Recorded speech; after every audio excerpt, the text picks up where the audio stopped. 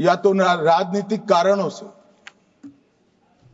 ढेर सारी भ्रांतियां कई सदस्यों के मन में भी है और कई सारी भ्रांतियां सदन के माध्यम से, आपके माध्यम से पूरे देश भर में फैलाने का प्रयास भी हो रहा है। बिल पर चर्चा का जवाब तो माननीय रिज्जू साहब देंगे। मैं कुछ बातें यहां रखी है, इसको मेरी समझ के हिसाब से क्लैरिफाई करने का जरूर प्रयास करूंगा। ये वक्त एक अरबी शब्द है।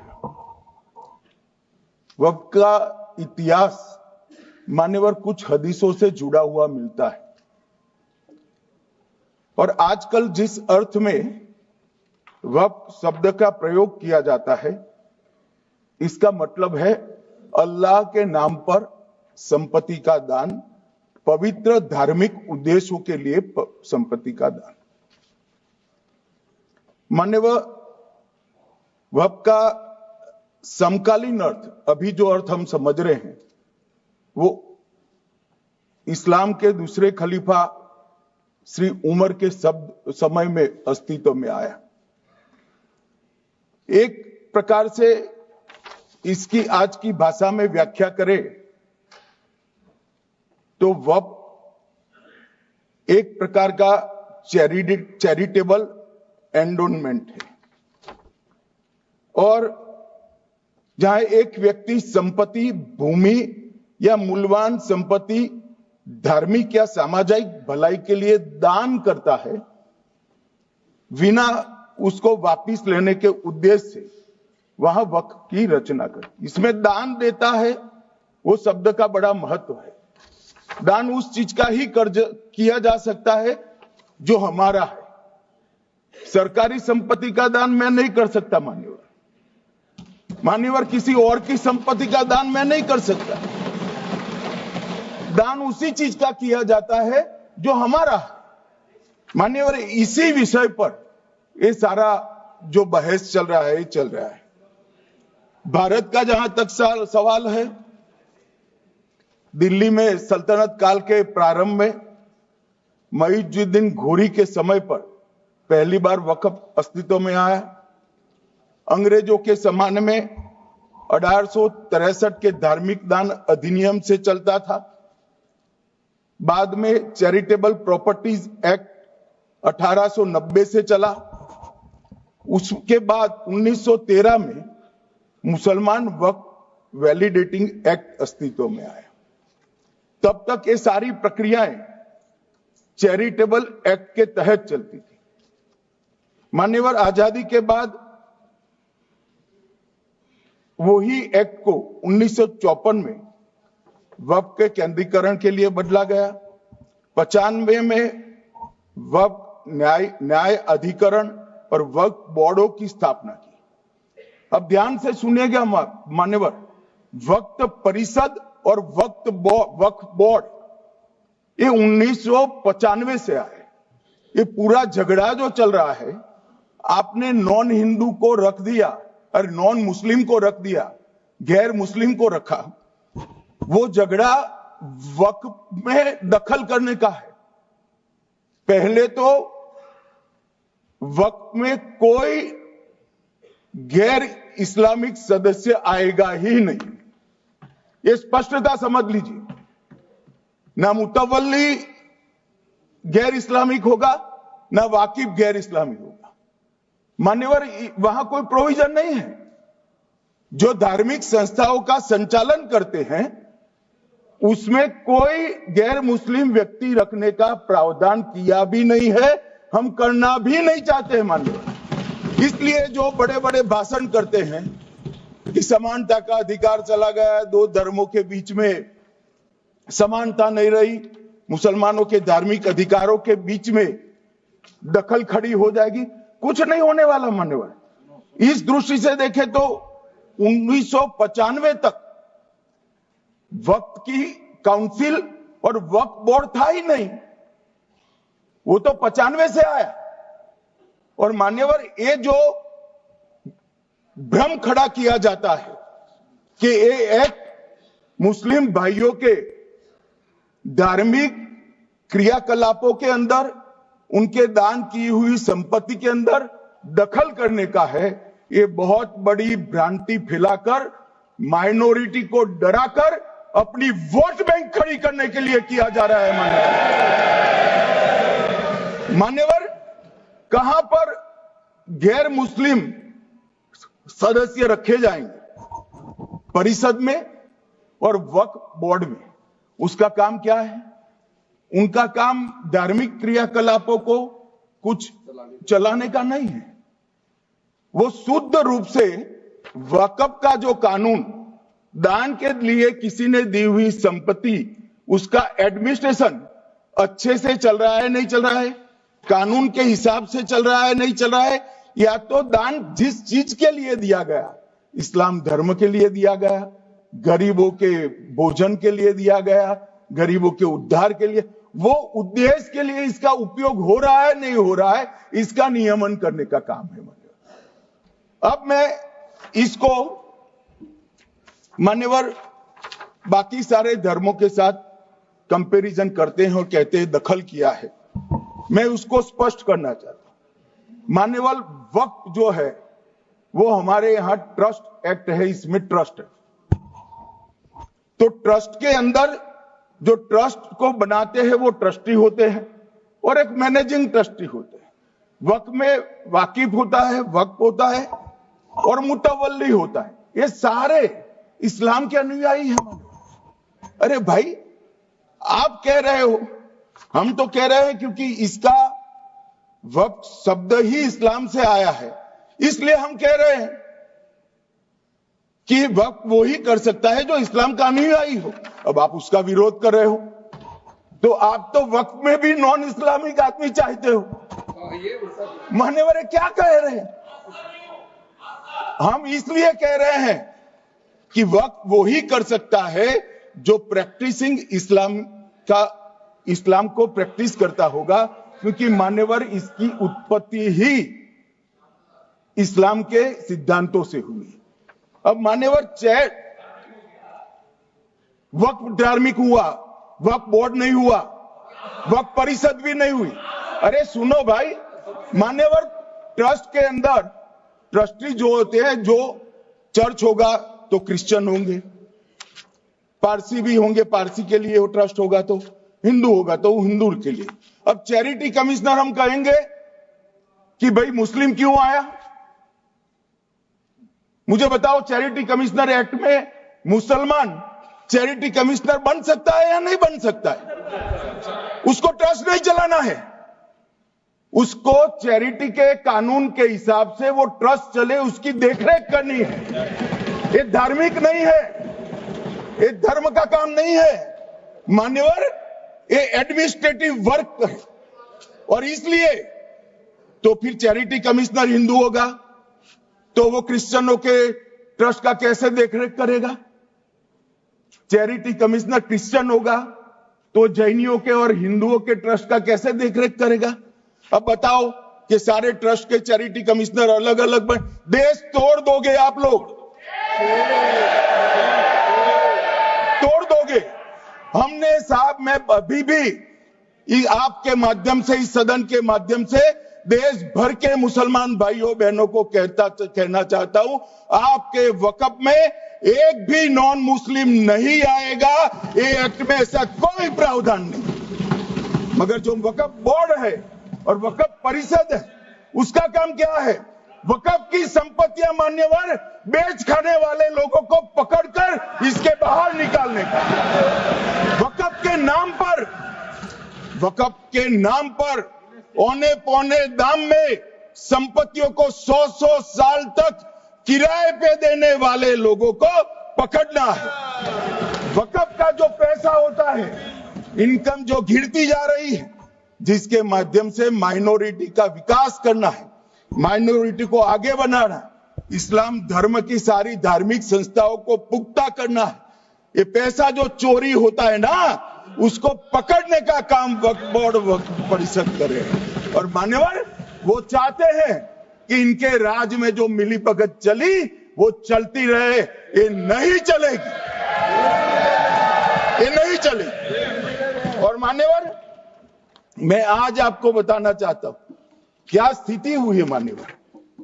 मान्यवर, सबने कहा, रिपीटेशन भी होगा, परंतु मैं कहना चाहता हूं मान्यवर कि वक्फ के 2013 में जो अमेंडमेंट्स आए, अब बिल किरण भाई का है, मगर मैं कह सकता हूं कि वक्फ का 2013 का अमेंडमेंट न किया होता तो ये बिल लाने की शायद जरूरत न पड़ती। सब कुछ अच्छा चलता था, 14 में चुनाव आने वाला था, 13 में रातों रात तुष्टीकरण करने के लिए वक्फ कानून को एक्सट्रीम बना दिया गया। और मान्यवर, इसके कारण क्या हुआ?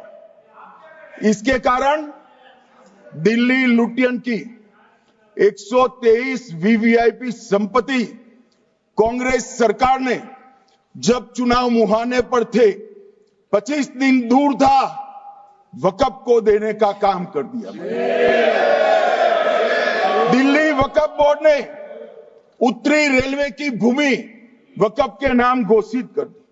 हिमाचल में वक्फ की संपत्ति बताकर उस पर अवैध मस्जिद बनाने का काम किया। 250 हेक्टेयर क्षेत्रफल वाले 12 गांव पर वक्फ का स्वामित्व हो गया तब तमिलनाडु में। और मान्यवर, तमिलनाडु के 1500 साल पुराने तिरुचेंदुरई मंदिर की 400 एकड़ भूमि को वक्फ की संपत्ति घोषित कर। ये जब मंदिर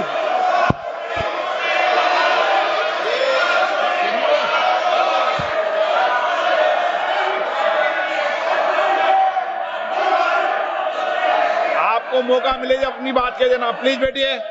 मान्यवर, कर्नाटक की आपको मौका मिले जब अपनी बात कह देना, आप भी बहुत मिसलीड करते हैं। बैठिए गृह मंत्री जी। मान्यवर, कर्नाटक की मणिपट्टी समिति का रिपोर्ट में पढ़ रहा हूं, इसमें मेरा कुछ नहीं है, खड़े मत हो जाना।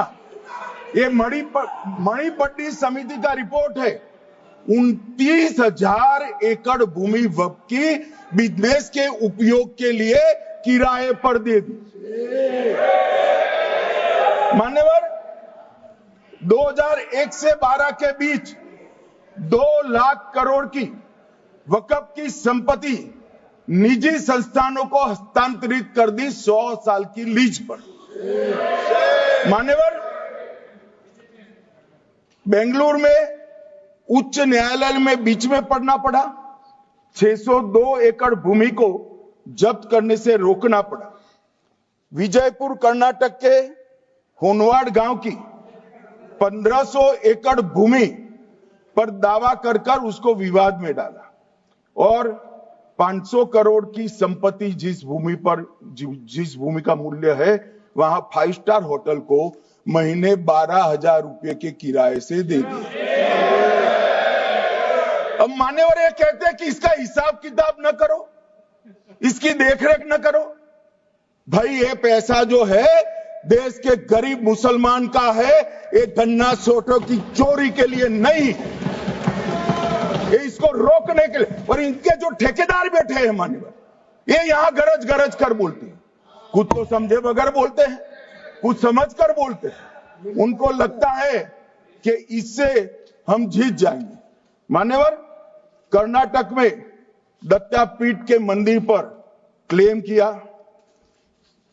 तालीपरंबा 75 साल पुराने एक दावे के आधार पर 600 एकड़ जमीन का दावा किया और ईसाई समुदाय की भी ढेर सारी जमीनों पर कब्जा कर लिया गया।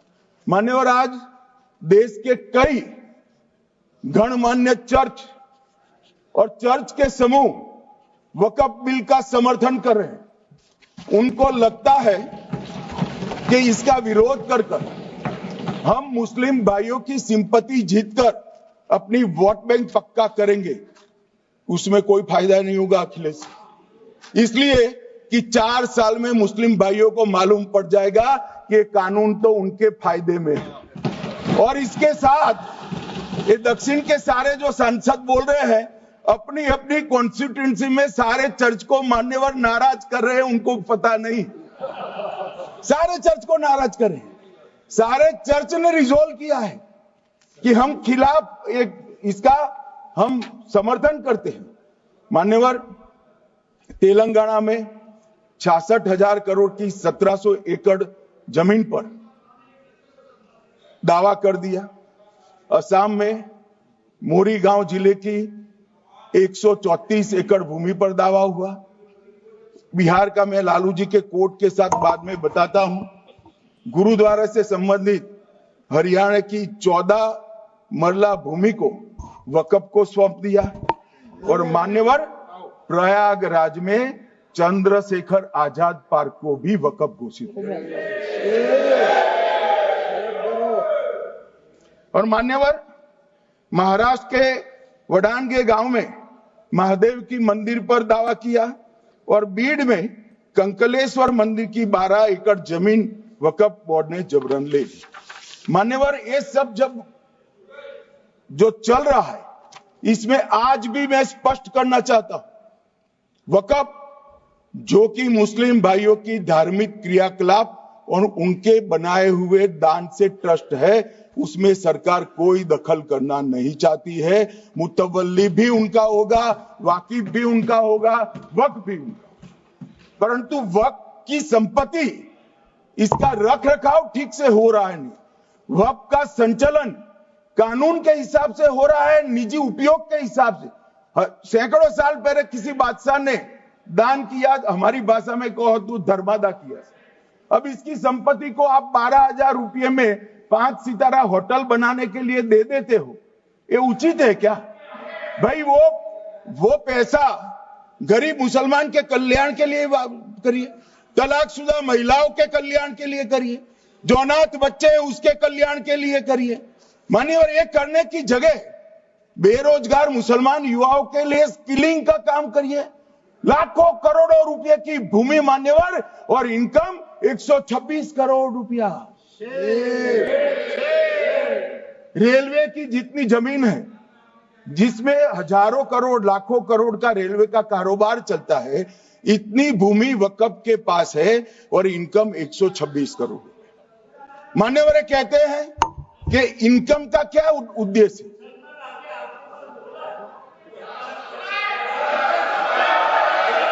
बैठ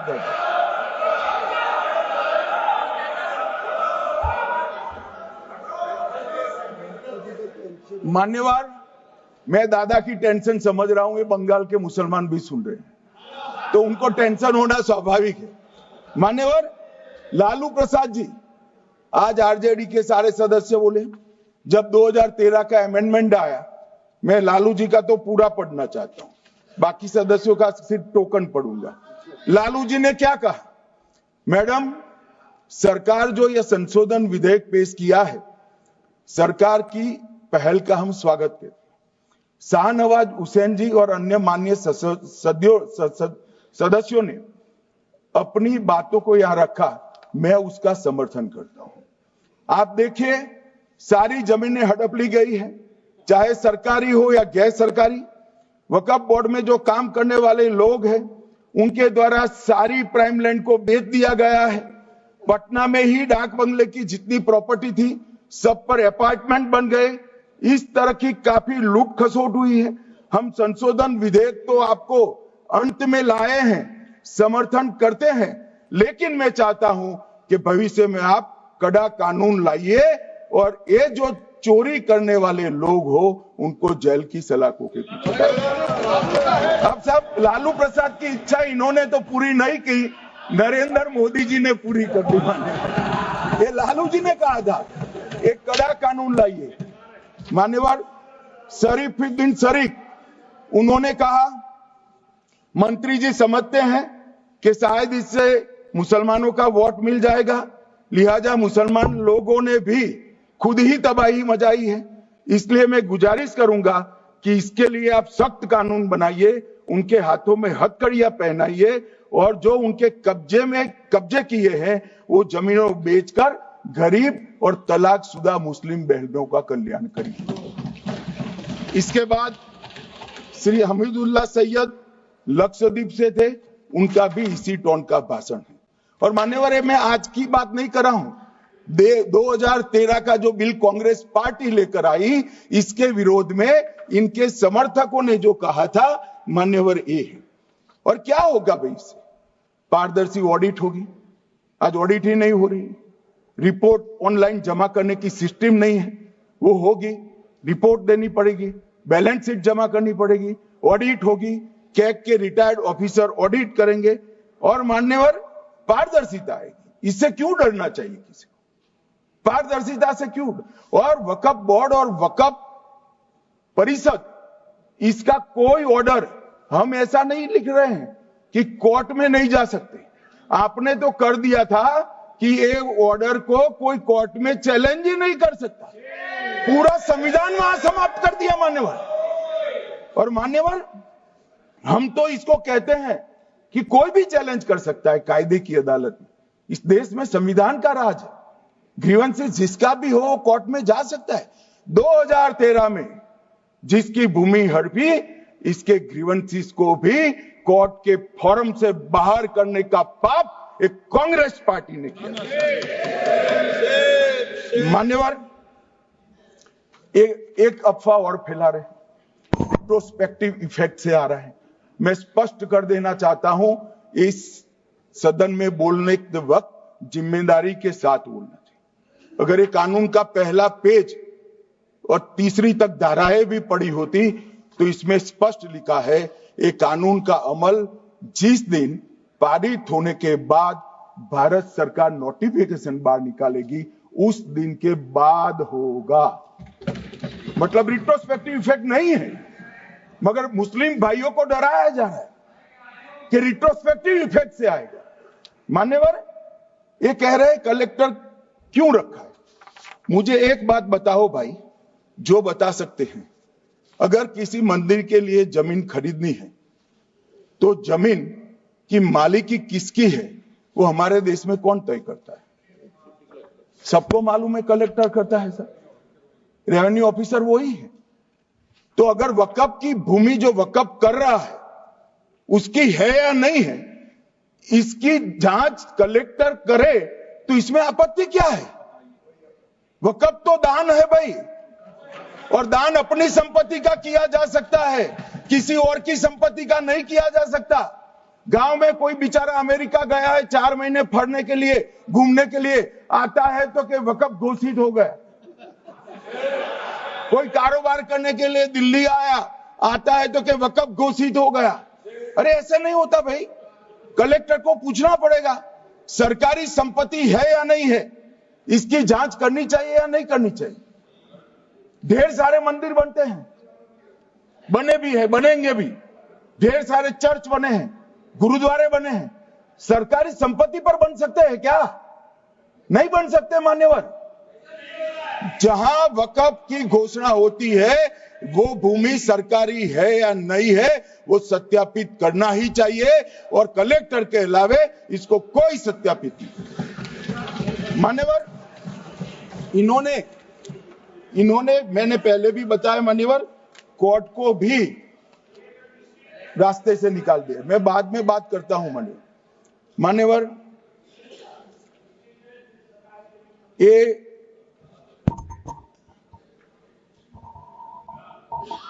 मान्यवर एक उपयोग के आधार पर वक्त की समाप्ति। मान्यवर ये कह रहे हैं कि सैकड़ों सालों से वहां प्रैक्टिस है।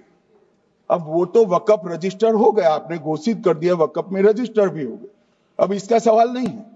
मगर सैकड़ों साल की प्रैक्टिस, मुगलों के समय की प्रैक्टिस आज घोषित की जा सकती है क्या? अगर वहां नमाज पढ़ रहे हैं तो लोग देखते होंगे, कब्रिस्तान होगा लोग देखते होंगे, दरगाह होगी तो लोग देखते होंगे, और घोषित भी हो चुका होगा, रजिस्टर भी हो चुका होगा। अब अगर आप वक्फ घोषित करना है तो उसको ऐसे नहीं कर सकते मान्यवर, अधिकृत करना चाहिए। मान्यवर, जो दूसरा सुधार लेकर आए किरण जी, वो ही है कि धारा 36 में वक्फ संपत्तियों को बिना किसी स्पष्ट प्रक्रिया से, मालिकी की प्रक्रिया से पंजीकृत नहीं किया जा सकता। मान्यवर, अपील का प्रावधान वर्तमान में अधिनियम में ट्रिब्यूनल के निर्णय के खिलाफ अपील करने का कोई प्रावधान नहीं है। ये दृष्टिभ्रम खड़ा कर रहे थे गोगाई जी कि हाईकोर्ट में जा सकते।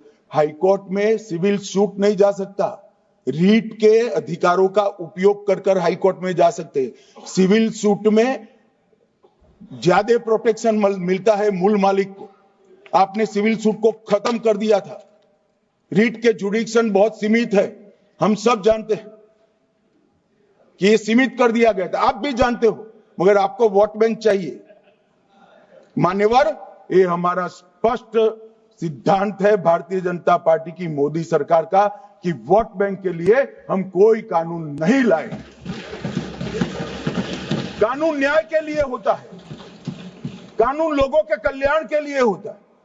इन्होंने कहा कैसे कैसे कानून आए हैं, मैं बता देता हूं सब। अभी कांग्रेस के महासचिव और माननीय सदस्य कह रहे थे क्या कानून आ रहे हैं सब, किस प्रकार के कानून आ रहे हैं। मान्यवर, इसी सदन में नरेंद्र मोदी सरकार ही महिलाओं को 33% आरक्षण का कानून लाई। इसी सरकार में पिछड़ों को संवैधानिक अधिकार दिया गया। मान्यवर, इसी सरकार में बजट जो आए, इसमें गरीबों को गैस, शौचालय, पानी, 5 लाख तक का बीमा, 5 किलो अनाज, बिजली और घर दिए गए। मान्यवर, और कन्वर्जन कानून की बात करते थे और हंसते हंसते कहते थे कर्नाटक सरकार कन्वर्जन कानून लेकर आई है।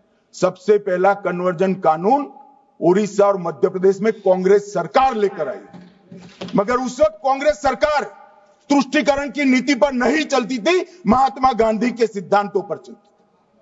मध्य प्रदेश और उड़ीसा में सबसे पहला कन्वर्जन के खिलाफ कानून कोई लाए तो कांग्रेस पार्टी लाई, और मुझे गर्व है मेरी पार्टी की सरकारें कन्वर्जन पर कानून लाती।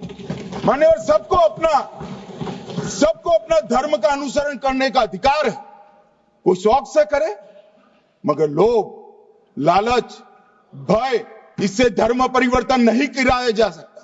किसी गरीब के पास खाना नहीं है, खाना देकर उसका धर्म बदला दोगे? कोई थोड़ा कम पढ़ा लिखा व्यक्ति है, उसका धर्म बदला दोगे? ऐसे नहीं होगा मान्यवर। और आपने भी किए हैं कानून, आप नए नए आए हो, आपको मालूम नहीं है मान्यवर, इनको मालूम नहीं, अभी अभी आए हैं 5 साल से। ये कांग्रेस पार्टी ने कानून किए थे मान्यवर। अपील का प्रावधान भी हमने आगे बढ़ाया, और गैर मुसलमानों के द्वारा दान की गई संपत्तियों पर, गैर मुसलमानों की दान की संपत्तियों पर वक्फ अधिनियम को हमने लगने से मना कर दिया। माने उनके लिए चैरिटी कमिश्नर का कायदा है। ये प्रैक्टिसिंग इस्लाम, जो इस्लाम की प्रैक्टिस करते हैं, इसीलिए मान्यवर हमने ओवरराइडिंग इफेक्ट को भी समाप्त कर दिया। मान्यवर, ट्रस्ट का नियमन करने का जो कानून होता है, जैसे चैरिटी कमिश्नर के कानून में कोई ओवरराइडिंग इफेक्ट नहीं है। जहां क्लासेस आते हैं वहां ओवरराइडिंग इफेक्ट होती है। यहां ओवरराइडिंग इफेक्ट इसलिए दिएगी कि आप जिसकी संपत्ति हड़पी जाएगी उसको कोर्ट से जाने से रोकना चाहते थे, इसलिए ओवरराइडिंग इफेक्ट